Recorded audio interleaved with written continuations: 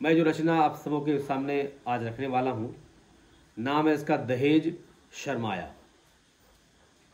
मैं इस रचना के बारे में और अधिक बोलने से अच्छा लगता है कि मैं आप सबों के सामने अपनी रचना रखूं।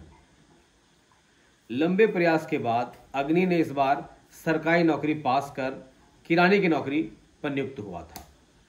उसके पिता एक प्रधानाध्यापक थे तथा उसके बड़े भाई प्रखंड विकास पदाधिकारी थे। बड़ा जो भाई थे वो दहेज विरोधी थे। हमेशा कहा करते थे कि दहेज स्त्रियों का हत्यारा है, लड़के वाले ही दहेज को समाज से समाप्त कर सकते हैं। अग्नि की नौकरी के बाद उसकी माता ने अपने पति से कहा कि जी अग्नि की शादी करवाई जाए कोई अच्छी लड़की देखकर। मनोहर बाबू की एक ही लड़की थी जो भौतिकी में स्नातकोत्तर थी तथा नेट उत्तीर्ण थी। मनोहर बाबू ने अपने जीवन की पूरी कमाई उसे पढ़ाने में खर्च कर दिया था। वे एक अबरक के कारखाने में मुंशी का काम किया करते थे। इन दिनों अबरक का काम ठीक से चल नहीं रहा था।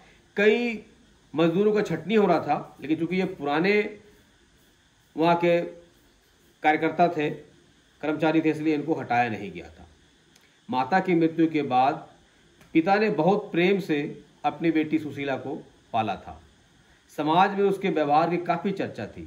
हाल ही में उसने एक कॉलेज ज्वाइन किया था, नेट उत्तीर्ण थी इसलिए। अग्नि व सुशीला की शादी तय हो गई। सुशीला कहा करती थी कि बाबूजी, मैं दहेज देकर विवाह नहीं करूंगी। आपने मुझे पढ़ाया लिखा, क्या ये कम है? क्या उसमें खर्च नहीं हुआ? अग्नि और सुशीला की शादी तय हो गई। अब कई बार तो वो ये कहते हुए रो पड़ती थी कि बाबूजी, मेरी शादी के बाद आप एकदम अकेले पड़ जाएंगे, माँ भी नहीं है, आप अकेले कैसे रहेंगे?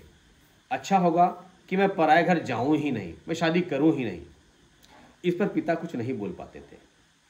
अग्नि और सुशीला की शादी तय हो गई। अग्नि के बड़े भाई को तथा सुशीला को यह नहीं बताया गया कि शादी में दहेज की लेन देन हुई है, इसकी बात हुई है। समय आ गया, शादी किया, शहनाई बजने लगी, बारात घर पर आ गई। पंडित ने जब बताया कि शादी की शुभ घड़ी बीती जा रही है, वर वधू को बुलाइए। सुशीला मंडप में आ गई थी, पर अग्नि अभी तक नहीं आया था। सुशीला को कानों कान खबर मिल गई कि बाबूजी ने दहेज में 10 लाख में बात हुई थी, जिसमें 4 लाख नहीं दे पाए हैं।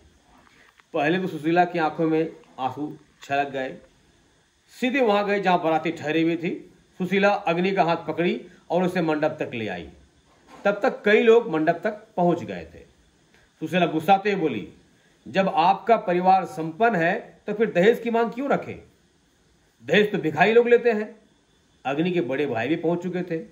उन्हें जब पता चला कि अग्नि की शादी में लेन देन हुई है तो वे बहुत गुस्साए। उन्होंने वर वधू को मंडप पर बैठाकर पंडित जी से शादी करवाने को कहा और भरी बाराती के सामने घोषणा की कि मेरे पिताजी ने जो रुपये दहेज के रूप में लिए हैं वह मैं वापस करूंगा। और यह भी घोषणा की कि आज के बाद से हमारे परिवार में न दहेज ली जाएगी न दी जाएगी। बारातियों ने इस घोषणा का ताली बजाकर स्वागत किया। प्रभावित होकर पंडित जी ने भी कह दिया कि मैं भी आज से यह घोषणा करता हूं, शपथ करता हूं कि आज के बाद से मैं जो भी विवाह करवाऊंगा उसमें सबसे पहले हस्ताक्षर करवा लूंगा उसके अभिभावकों से। वो घोषणा पत्र दे देंगे कि इस शादी में कोई दहेज नहीं लिया गया है, फिर दक्षिणा स्वरूप जो भी मुझे देंगे मैं उसी में संतुष्ट रहूंगा। बारातियों ने भी प्रभावित होकर जलती हुई अग्नि के ऊपर अपने हाथ रखकर शपथ ली कि हम लोग भी आज से इस अग्नि में अपने लालच को जलाते हैं, दहेज को अपने जीवन से भगाते हैं।